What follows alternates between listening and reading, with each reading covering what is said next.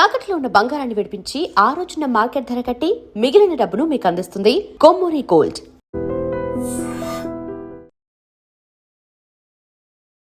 వనస్థలిపురంలో నిన్న సునీత అనే మహిళను అత్యంత దారుణంగా మొదటి భర్త అంటే ఆమె పెళ్లి చేసుకున్నటువంటి భర్త మహేష్ చేతుల్లో చనిపోయింది అనేటువంటి వార్త మనం చూసాం. అయితే అసలు ఎందుకు చంపాడు ఏంటి అనేది కూడా పూర్తి విషయాలు ఇప్పుడు వనస్థలిపురం పోలీసులు వెల్లడించిన పరిస్థితి. ఏం జరిగింది ఏంటి అన్నప్పుడు యాక్చువల్లీ పెద్దపల్లి జిల్లాకు చెందినటువంటి ఈ మహేష్ అనే వ్యక్తి మహారాష్ట్ర చంద్రాపూర్ జిల్లాకు సంబంధించినటువంటి ఈ అమ్మాయి ఎవరైతే ఉన్నారో సునీతను 2022లో మ్యారేజ్ చేసుకున్నాడు. యాక్చువల్లీ కెనడాలో ఉంటాడు మహేష్. కెనడాలో ఉన్నప్పుడే సునీతతోని మ్యారేజ్ అయింది 2022లో.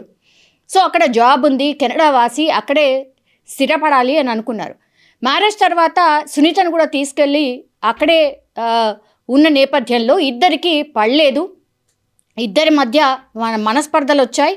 అట్లాగే కొడుతూ ఉండేవాడు, తిడుతూ ఉండేవాడు అనేది సునీత వర్షన్.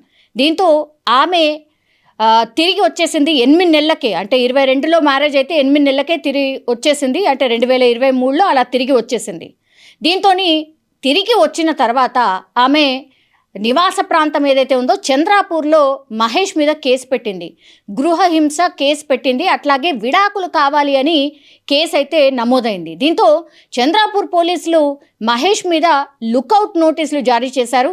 సో కేసు ఉంది కాబట్టి మహేష్ కెనడా నుంచి వచ్చి ఈ కేసు హియరింగ్కి సంబంధించి ఆయన రావడం జరిగింది. దీంతో విడాకులైతే మంజూరయ్యాయి, కానీ గృహహింస కేసు ఏదైతే ఉందో ఆ గృహహింస కేసు మాత్రం అలాగే ఉండిపోయింది.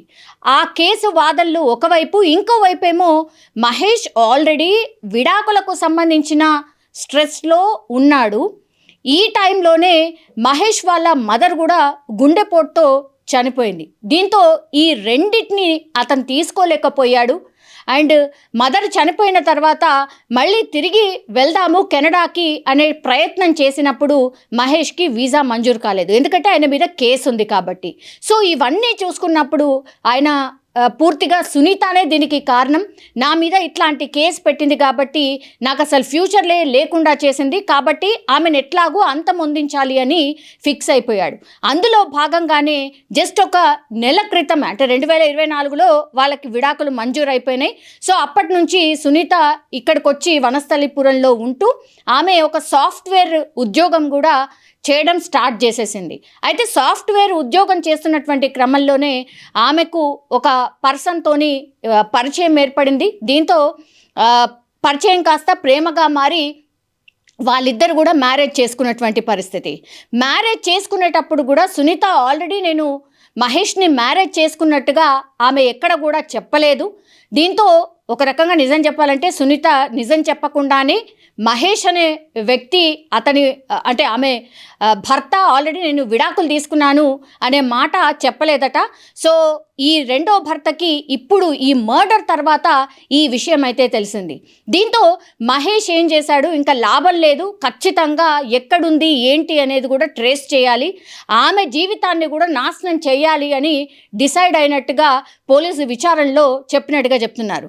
ఆ తర్వాత ఏం చేశాడు, నెల క్రితమే ఆయన వనస్థలిపురంలో ఈ సునీత ఉంటోంది, అది ఇంకో అతన్ని మ్యారేజ్ చేసుకొని చాలా హ్యాపీగా ఉంటుంది అని కొంతమేర ఇన్ఫర్మేషన్ లాగిన తర్వాత కరెక్ట్ ఎగ్జాక్ట్లీ 1 మంత్ క్రితమే దగ్గరలో ఉన్నటువంటి ఒక హాస్టల్లో రూమ్ తీసుకొని ఉండడం స్టార్ట్ చేశాడు మహేష్. తర్వాత ఈమె ఎక్కడుంటోంది, ఎవరెవరు ఉంటారు, ఏ టైంలో ఎవరు ఎటు వెళ్తారు అనేది కూడా పూర్తి ఇన్ఫర్మేషన్ తీసుకున్నాడు. అంటే ఒక రకంగా రెక్కీ నిర్వహించాడు.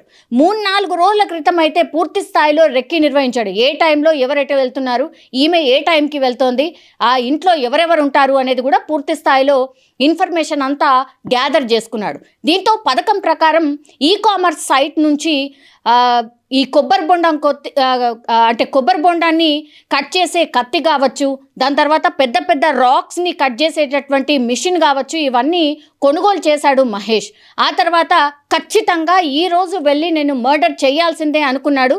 12 గంటల ప్రాంతంలో, అంటే వనస్థలిపురంలో మర్డర్ జరిగిన రోజు 12 గంటల ప్రాంతంలో నిన్న ఆయన కార్ని రెంట్కి తీసుకొని సెల్ఫ్ డ్రైవింగ్ చేస్తూ వనస్థలీపురం ఆమె అపార్ట్మెంట్ దగ్గరికి చేరుకోవడం జరిగింది.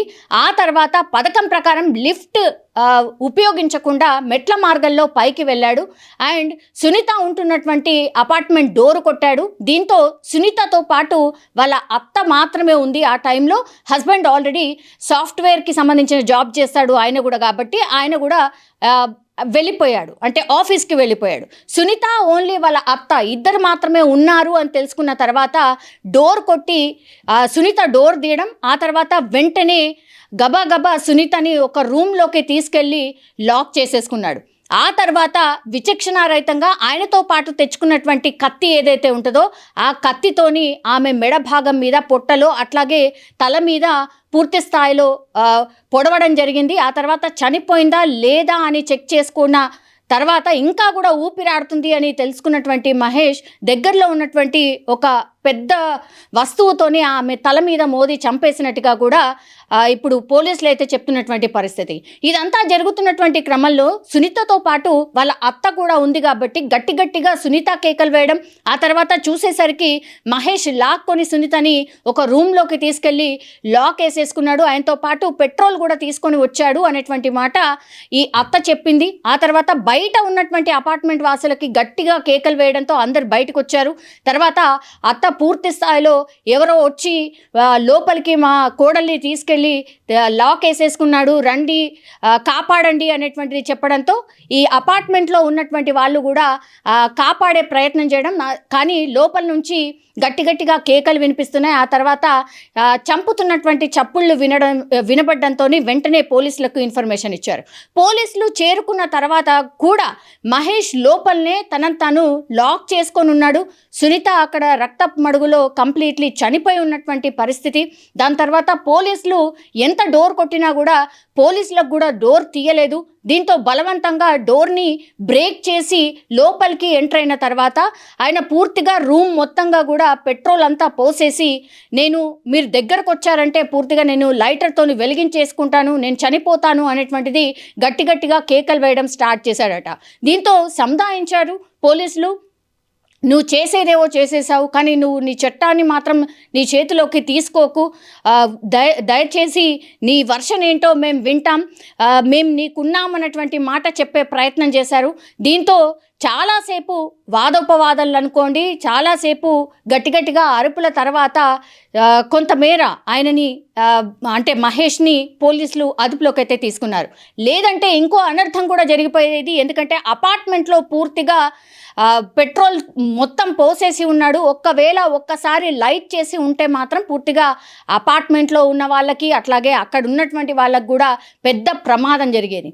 కానీ పోలీసులు చాకచక్యంగా మహేష్ని తీసుకొని వెళ్ళిపోయినటువంటి పరిస్థితి. ఇక్కడ ఈ కేసులో మనం చూసినప్పుడు యాక్చువల్లీ సునీత ఆల్రెడీ మ్యారీడ్ అన్న విషయం వీళ్ళకి తెలీదు. అంటే ఇప్పుడు రెండో భర్త ఎవరైతే ఉన్నారో వాళ్ళకి తెలీదు.